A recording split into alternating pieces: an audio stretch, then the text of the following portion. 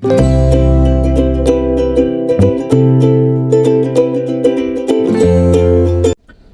hello, salam sejahtera Malaysia. Selamat datang ke channel Fels Lifestyle.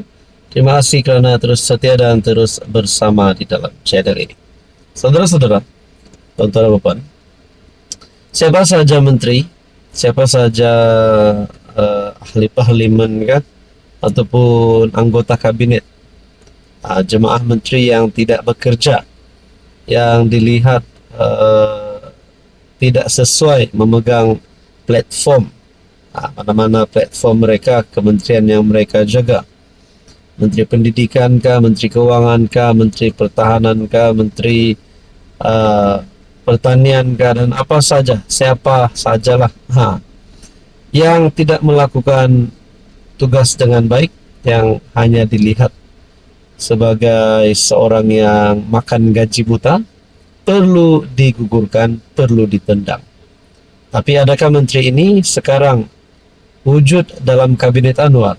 Nah, kalau ada, saya setuju mereka ini dipecat. Tapi kalau tidak, saya juga setuju untuk mereka diteruskan, supaya reputasi yang baik mereka ada sekarang itu dapat diteruskan.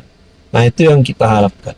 Tapi saudara-saudara, berkaitan dengan status Fadlina Siddiq, saya tidak tahu beliau ini layak dipecat ataupun sebenarnya layak untuk diteruskan sehingga habis penggal.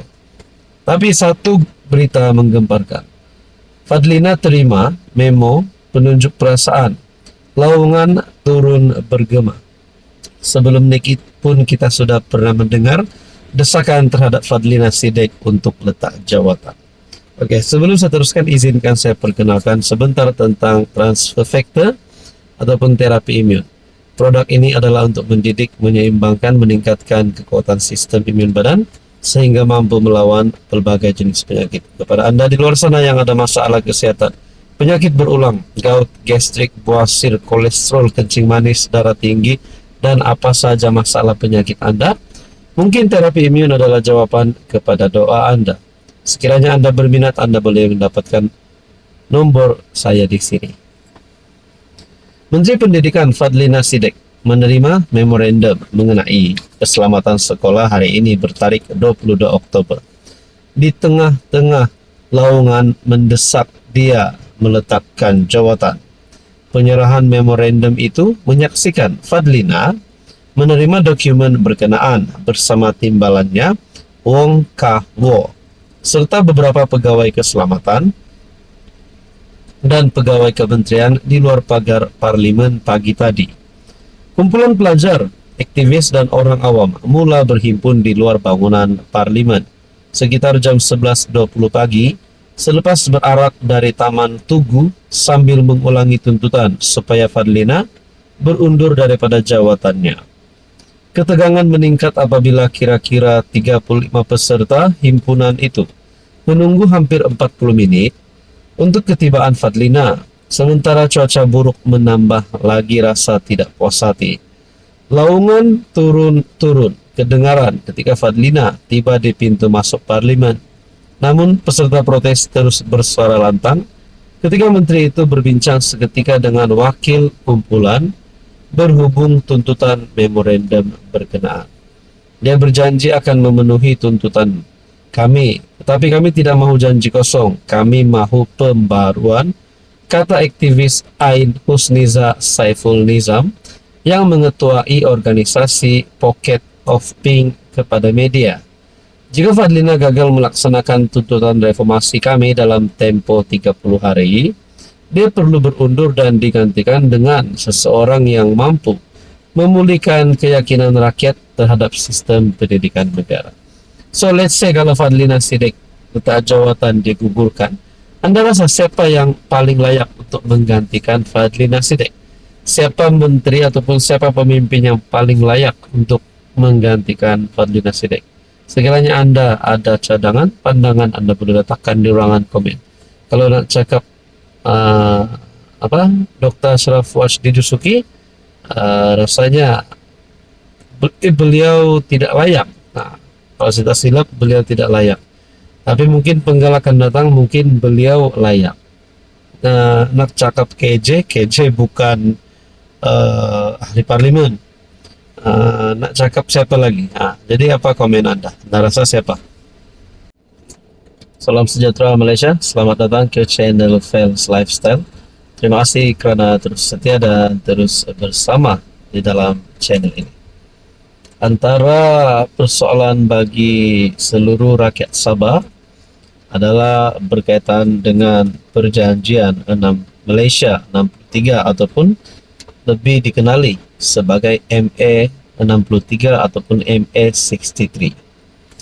Kita pasti menantikan apa kenyataan terbaru daripada pemimpin-pemimpin politik, terutamanya di Sabah, dan daripada Perdana Menteri sendiri, Datuk Seri Anwar Ibrahim.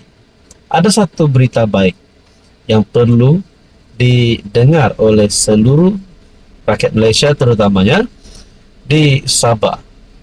Ini berkaitan dengan 40% isu hak 40% hasil Sabah. Oke, saya kongsikan kepada Anda satu maklumat yang saya dapat daripada Harapan Daily. Ini adalah penjelasan PM Anwar. Isu hak 40% hasil Sabah. Perdana Menteri menegaskan kerajaan menghormati dan akan meneliti alasan penghakiman Mahkamah Tinggi Kota Kinabalu berkait 40% hasil persekutuan kepada Sabah. Dalam pada itu, saudara-saudara, ada satu berita baik untuk seluruh rakyat Sabah. Pemberian khas Sabah naik berganda. Perdana Menteri dedah RM600 juta sudah diberi. Wow, ini pun satu berita baik untuk rakyat Sabah. Oke, sebelum saya teruskan kepada penjelasan PM Anwar berkaitan dengan hak 40% hasil Sabah, izinkan saya perkenalkan kepada Anda. Ini adalah terapi imun transfer factor. Kepada Anda di luar sana yang ada alami masalah kesehatan, penyakit berulang, kencing manis, kolesterol, gout, darah tinggi, bawasir, gastrik, dan apa saja masalah kesehatan Anda, mungkin terapi imun adalah jawaban kepada doa Anda. Produk ini halal, selamat, dan semula jadi. Sekiranya Anda ingin mendapatkan maklumat lebih tentang terapi imun, Anda boleh menghubungi nombor yang tertera. Saudara-saudara, Datuk Seri Anwar Ibrahim berkata, alasan penghakiman yang akan diterima akan diteliti sebelum sebarang tindakan lanjut dilaksanakan atas nasihat Peguam Negara demi kebaikan dan kepentingan Sabah dan Malaysia seluruhnya. Jelasnya, Mahkamah Tinggi Kota Kinabalu antara lainnya mengarahkan Kerajaan Persekutuan untuk mengadakan kajian semula bersama Kerajaan Sabah di bawah perkara 112 Perlembagaan Persekutuan bagi memberikan kesan terhadap hak 40%.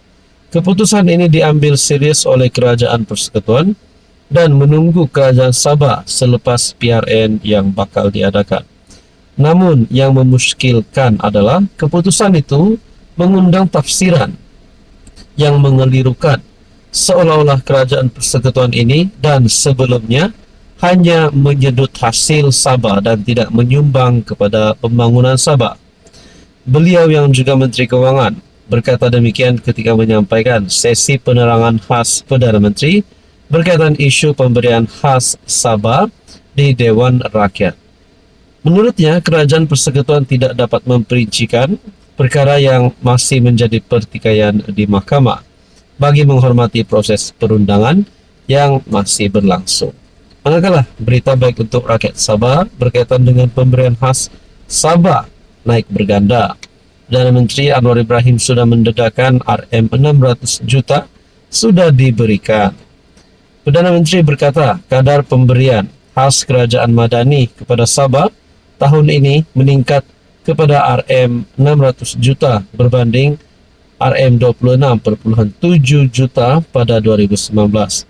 Datuk Seri Anwar Ibrahim berkata pembayaran penuh telah disalurkan kepada Kerajaan Negeri Sabah pada 10 September lalu. Jadi ini adalah berita baik untuk rakyat Sabah. Berkaitan dengan kenyataan PMX ini, apa pandangan Anda?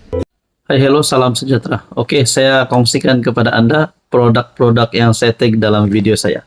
Ini adalah Jeep Buluo Men Sling Bag. Ramai yang minat bag ini, Jeep Buluo Men Sling Bag. Kita ada Korean style glasses ataupun kacamata style Korean yang sangat viral di media sosial. Kita juga ada NY Head Bucket. Boleh guna di mana-mana. Jalan-jalan, nak memancing boleh guna. Kita ada dua warna. Oke, ini adalah NY Head Bucket. And then kita ada perfume yang viral yang ramai suka. EDP ataupun Desandra Men Perfume. Ini Desandra Men Perfume. Kita ada Rexona yang menjadi kegilaan ramai, terutamanya kepada wanita. Rose Glow Rexona.